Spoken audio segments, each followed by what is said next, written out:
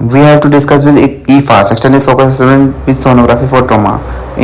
In this we have to discuss 5 view. That's subcostal view. We have to see the pericardium, the two pericardium, visceral pericardium. We have to see the blood inside them.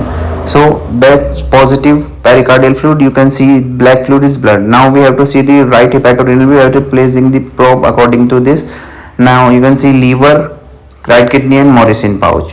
We have to check this kidney and liver separation. If there is a like black fluid inside them, that is blood within them or any fluid. So next is perisplenic view. We have to check with the like placing the probe on 10th and 11th intercostal. You can see spleen, kidney and around in front of the spleen there is a diaphragm. So there is a like positive hemothorax in front of diaphragm. We have to check both side, like in the right hepatorenal view and also the left hepatorenal view, or also for the spleen view. So we have to check the like next is retrovesical view. We have to check this bladder, urine and around there is a no collection. So in positive there is a collection, like you can see the foliage in situ and there is a bladder inside the and outside the collection.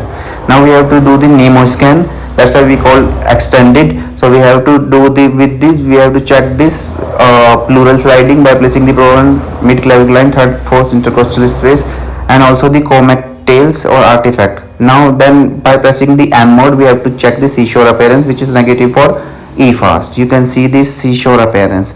Now if it is positive then it will show look like pneumothorax is present, then it will show a positive barcode. All these beach appearance converted into the barcode you can see in